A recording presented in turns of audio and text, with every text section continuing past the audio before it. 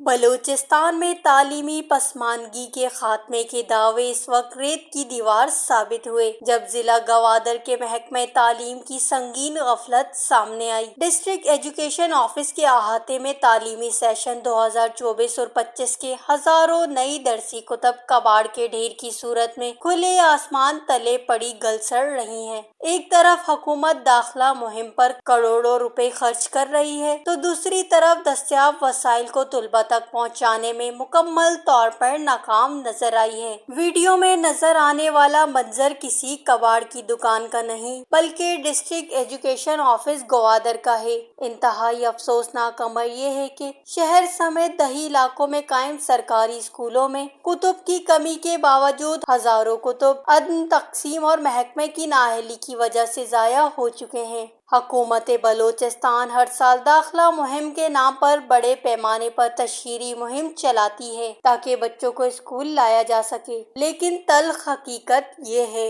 مذکورہ کتب سال 2024 اور 2025 کے جدید ایڈیشنز پر مشتمل ہیں جن میں ریاضی، انگریزی، اردو، واقفیت عامہ اور اسلامیات جیسے اہم مضامین شامل ہیں۔ بلوچستان ٹیکسٹ بک بورڈ کی جانب سے عوامی ٹیکس کے اربوں روپے مالیت کے پیسوں سے چھپوائی گئی یہ کتابیں اب گرد و غبار اور سمندری ہوا کی نمی کی وجہ سے ضائع ہو رہی ہیں، جو کہ قومی خزانے کو براہ راست نقصان پہنچانے کے مترادف ہے۔ مفلوج تعلیمی نظام سے تعلیمی سیشن کا آغاز ہوئے مہینوں گزر جانے کے باوجود ان کتب کی تقسیم نہ ہونا ضلعی تعلیمی انتظامیہ کی اہلیت پر سوالیہ نشان ہے۔ گوادر کے دور دراز دیہی علاقوں سینٹسر، کلانچ، ارماڑہ، جیونی اور پسنی کے مضافات میں طلباء کتابوں کی ایک ایک جلد کے لیے سال بھر ترس رہے ہوتے ہیں، جبکہ ضلعی ہیڈ کوارٹر میں پڑے طلباء کے یہ سرمایہ دھول مٹی میں ذمہ داران کی عدم دلچسپی سے ضائع ہو گئے ہیں۔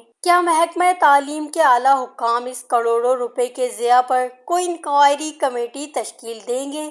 وش نیوز، گوادر۔